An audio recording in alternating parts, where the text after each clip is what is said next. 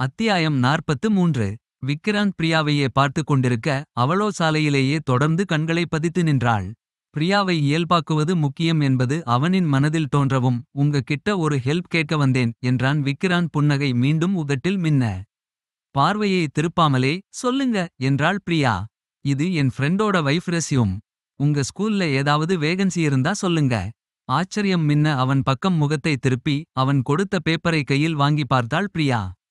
விக்ராந்த் அவளின் நடவடிக்கைகளை தனக்குள்ளே ரசித்துக் கொண்டிருக்க பேப்பரிலிருந்து விழிகளை உயர்த்தி அவனை பார்த்த பிரியா. கெமிஸ்ட்ரி மேஜரா? ரொம்ப லக்கி பர்சன். எங்க ஸ்கூல் கெமிஸ்ட்ரி டீச்சர் மெட்டர்னிட்டி லீவ்ல போக போறாங்க. அவங்களுக்கு டெம்பரரி ஆல்டர்னேட்டிவ் பார்க்கணும்னு இன்னைக்கு தான் ஹெச்எம் சொன்னாங்க என்றாள். உதட்டில் இருந்த புன்னகை பெரிதாக கூல் என்றான் விக்ராந்த். அவனின் ரியாக்ஷன் அவளுக்கு என்ன சொன்னதோ நான் எந்த கேரண்டியும் கொடுக்க முடியாது. முயற்சி செய்றேன் என்றாள் பிரியா. அதுவே போதும் என்றான் விக்ராந்த் அதே புன்னகையுடன். அவனின் ஈசி பேச்சும் புன்னகையும் பிரியாவின் குழப்பத்தை குறைத்ததோ என்னவோ முகம் கொஞ்சம் இயல்பாக சரி நான் கிளம்பட்டுமா என்றாள். நான் உங்க கூட கொஞ்சம் பேசணுமே பிரியா. பிரியாவின் முகத்தில் பெரிதாக எந்த மாற்றமும் தெரியவில்லை என்றாலும் அவளின் விழிகளில் இப்போது குழப்பமும் கலக்கமும் கலந்து தெரிந்தது. கல்யாணம் பற்றி பேசி விடுவானா என்றா இத்தனை கலக்கம்? மனதுள் யோசித்துக் கொண்டே வர்ஷா ஃபோன் செய்தப்பவும் நீங்க அட்டன் செய்யலையாமே என்றான் விக்ராந்த். அவனின் பேச்சில் புகார் தெரியவில்லை. விபரம் தெரிந்து கொள்ளும் ஆர்வம் மட்டுமே இருந்தது. அது தெரிந்தாலும் பிரியா பதில் சொல்லாமல் மெளனமாக நின்றாள். பிரியா இது நம்ம வாழ்க்கை விஷயம். பேசிதான் ஆகணும். எனக்கு ஒரு 1 ஹவர் போதும். ப்ளீஸ். விருப்பமே இல்லாததை செய்பவளைப் போல தலையை அசைத்தாள் பிரியா. சிறு குழந்தை போன்ற அவளின் செய்கையை பார்த்து சிரிக்க எழுந்த ஆசையை அவசரமாக அடக்கிக் கொண்டு அண்ணா நகர் பார்க் பக்கத்துல தானே இருக்கு அங்கே உட்கார்ந்து பேசலாமா என்றான் விக்ராந்த். சரி வாங்க நான் பைக்ல வந்தேன். நாம சேர்ந்தே போகலாம். இல்லை அது வாக்கபிள் டிஸ்டன்ஸ் தான். நான் நடந்து வரேன் நீங்க பைக்குல வாங்க. அவன் கட்டாயப்படுத்தினால் என்ன சொல்லி தவிர்ப்பது என்ற யோசனையுடன் அவள் அவனை பார்க்க அவனோ இல்ல நாம 2 பேரும் நடந்தே போகலாம் வாங்க என்றான். பைக்கை இன்னும் ஓரமாக ஒதுக்கி நிறுத்திவிட்டு பார்க் நோக்கி பிரியாவுடன் இணைந்து நடக்கத் தொடங்கினான் விக்ராந்த். பக்கத்தில் நடந்தாலும் அவர்கள் இருவர் நடுவே சின்ன இடைவெளி கொடுத்துதான் நடந்தான்.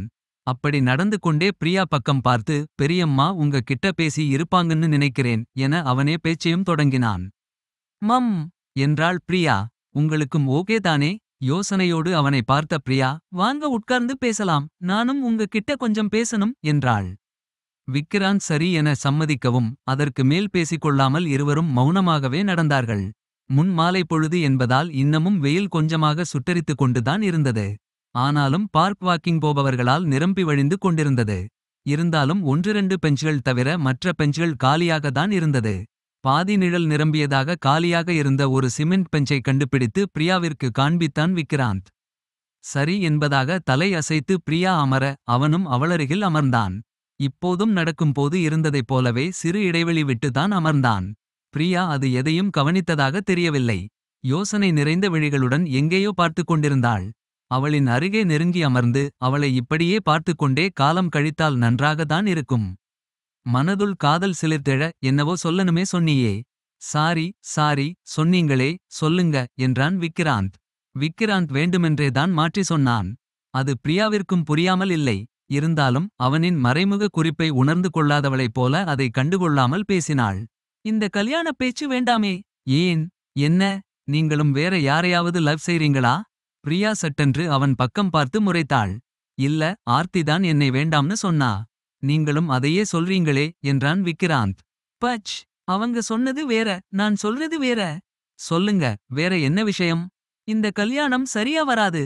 நான் சொன்னா கேட்க மாட்டாங்க. நீங்க எப்படியாவது ஏதாவது சொல்லி நிறுத்திடுங்களேன். நீங்க பெரியம்மா கிட்டேயே நேரா வேண்டாம்னு சொல்லி இருக்கலாமே. அவங்க கிட்ட எங்கே இருந்து சொல்றது? என்னை இப்படி பார்த்தா கஷ்டமா இருக்கு. செத்து போயிடலாம் போல இருக்கு. அது இதுன்னு சொல்லிட்டு இருக்காங்க. ஓ ஆனா ஏன் உங்களுக்கு என்னை பிடிக்கலை? பிரியா அடிப்பட்டவளைப் போல அவன் பக்கம் பார்த்தாள். உங்களை பிடிக்கலைன்னு எல்லாம் இல்லை. கல்யாணம் எல்லாம் இனிமேல் எனக்கு சரியா வராது. விக்ராந்த் பிரியாவையே பார்த்து கொண்டு அமர்ந்திருந்தான். முகத்தை நேராக திருப்பிக் கொண்டாலும் விக்ராந்தின் பார்வையை உள்ளுணர்வினால் உணர்ந்ததால் பிரியாவினுள் பல மாற்றங்கள் ஏற்பட்டது. அதை வெளியே காட்டாமல் இருக்க நீங்களே யோசிச்சு பாருங்க. நான் உங்க ஃபேமிலி நடுல இருந்தா சரியாவா இருக்கும்? ஆண்டி என்ன யோசிச்சாங்கன்னு தெரியலை. ஒருவேளை அன்னைக்கு நான் உங்க கிட்ட ஹெல்ப் கேட்டதை தப்பா புரிஞ்சுக்கிட்டாங்களோ என்னவோ. என்ன நினைச்சாங்கன்னே எனக்கு புரியலை என மடமட என பேசினாள். ஏன் பிரியா அப்படி சொல்றீங்க? எங்க ஃபேமிலில நீங்க இருந்தா என்ன? எல்லாம் சரியா இருக்க மாதிரி தான் எனக்கு தெரியுது. அம்மா அப்பாக்கு மட்டும் இல்லாம வர்ஷாக்கும் உங்களை ரொம்ப பிடிக்கும். அவங்களுக்காக நீங்க முடிவு எடுக்காதீங்க.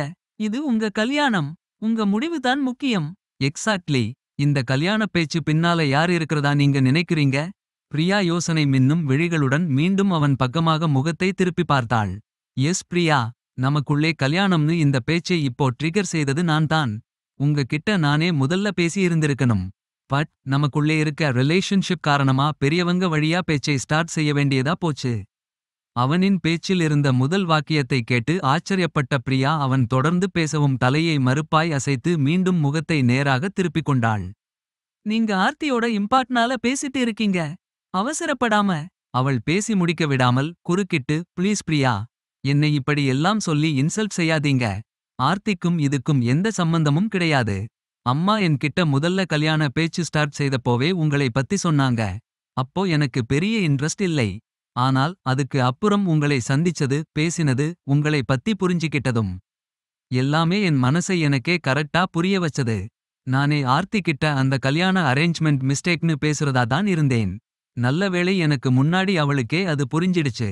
அவளை பத்தி நாம இனி பேச வேண்டாம். நம்மளை பத்தி பேசுவோம். நம்ம எதிர்காலத்தை பத்தி பேசுவோம் என்றான் விக்கிராந்த். பிரியாவினுள் நீரும் நெருப்பும் கலந்த உணர்வு எழுந்தது. அவளுக்கும் விக்கிராந்தை பிடிக்கும். அதில் அவளுக்கு இப்போது எந்த கேள்வியும் இல்லை. ஆனால் கல்யாணம். தானாக அவளுக்குள் கலக்கம் கலந்த சில்லென்ற உணர்வு பரவியது. பிரியாவையே பார்த்துக் கொண்டிருந்த விக்கிராந்த் சொல்லுங்க பிரியா, உங்களுக்கு இந்த கல்யாணம் ஓகே தானே என்றான். அவனின் கேசம் மாலை நேர காற்றில் மெல்ல படபடப்பது அவளின் ஓரக்கண்ணில் தெரிந்தது. அதற்கு இணையாக அவளின் இதயமும் துடித்தது. ஏன் இவனும் அவளின் பேச்சை கேட்க மாட்டேன் என்கிறான்? கல்யாணம் வேண்டாம் என்று அவளும் மனதை வெளிப்படுத்தாமல் இன்னும் எத்தனை தடவைதான் சொல்வாள்? உங்களுக்கு சில விஷயங்க தெரியாது. கண்ணுல தெரியுறது எல்லாம் நிஜமில்லை. அதுக்கு பின்னால எத்தனையோ பொய் இருக்கலாம். இந்த கல்யாண பேச்செல்லாம் வேண்டாமே. நாம எப்போவும் போல பேசலாமே ப்ளீஸ். எந்த பொய் எனக்கு தெரியாதுன்னு நினைக்கிறீங்க பிரியா? எனக்கும் எல்லாம் தெரியும். அந்த எல்லாமிற்கு விக்கிராந்த் கொடுத்த அழுத்தத்தை கவனித்து பிரியா அதிர்ந்து அவனை பார்த்தாள்.